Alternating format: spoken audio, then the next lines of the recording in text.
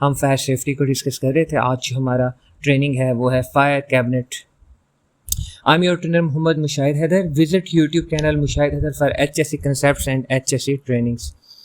Fire cabinet को understand करते हैं। ये जो आप सारी सेटिंग्स देख रहे हैं कैबिनेट, ये बेसिकली फायर कैबिनेट्स हैं।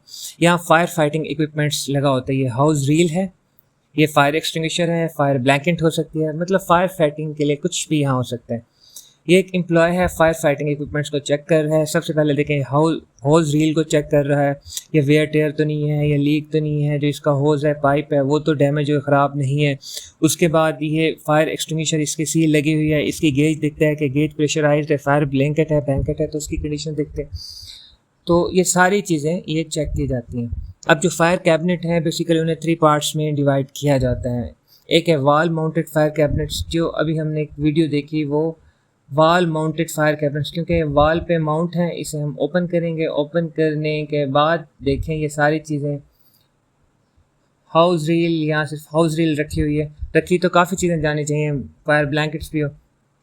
फिर है फ्लोर स्टैंडिंग फायर कैबिनेट्स। ये मतलब फ्लोर्स में होते हैं, वर्किंग एरियाज़ में इस तरह के कैबिनेट बने होते हैं जहाँ हमने चीज़ें रखी होते हैं कि in case of fire emergency इसे आप यूज़ कर सकेंगे। फिर होते हैं आउटडोर फायर कैबिनेट्स। इसकी जो बिल्डिंग मतलब इसकी कैबिनेट को हम वेदर रेजिस्टेंस बनाते हैं। अगर बारिश भी आ जाए तो ये करोडेड ना हो और इसके अंदर फायर फाइटिंग इक्विपमेंट्स हैं वो सेम है।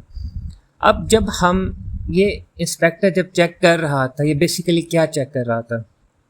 कैबिनेट बॉडी ठीक है, उसे रस्ट तो नहीं लग रहा, उसमें होल तो नहीं है कि अगर बारिश आए, कोई ख़राबी आए, आग लगे तो उसके अंदर चली जाए।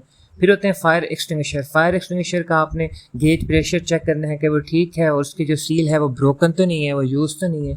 फिर फायर होज रील, जो होज रील है उसमें किंग्स तो नहीं है और जो नोज़ल है वो भी ऑपरेटेबल है, नोज़ल ख़राब तो नहीं है। फायर ब्लैंकेट्स भी चेक करते हैं और ब्रीथिंग ऑपरेटर्स भी देखते हैं कि अगर स्मोक स्प्रेड हो के हमें ब्रीथिंग ऑपरेटर्स चाहिए तो वो होने चाहिए।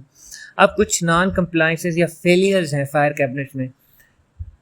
क्या इंस्ट्रक्ट करना है, किससे इंस्ट्रक्शन करना है, कोई इन्फॉर्मेशन नहीं होती, क्योंकि कोई इंस्ट्रक्शन होती भी नहीं खास। डैमेज और रस्टेड कैबिनेट्स होते हैं, कैबिनेट तो लगा दिए ओशा की रिक्वायरमेंट्स है, फिर उनकी कोई मेंटेनेंस नहीं हुई। जो फायर एक्सटिंग्विशर होते हैं वो एक्सपायर हो चुके होते हैं, उनकी प्रॉपर चेकिंग नहीं होती, और जो पर्सनल होता है वो अनट्रेंड है, जिसे पता ही नहीं है कि होज को किस तरह चेक करना है, वो क्या करेगा। If you have any question please free to ask me. और अगर आपको fire safety, health and safety का डाटा चाहिए तो लिंक्डइन, व्हाट्सएप, फेसबुक, इंस्टा पे मुझे फॉलो कर लें। डिस्क्रिप्शन में लिंक मौजूद है और फायर सेफ्टी की कंप्लीट ट्रेनिंग आपको वीडियो डिस्क्रिप्शन में लिंक है, उससे मिल जाएगी। मुझे दुआ में याद रखें।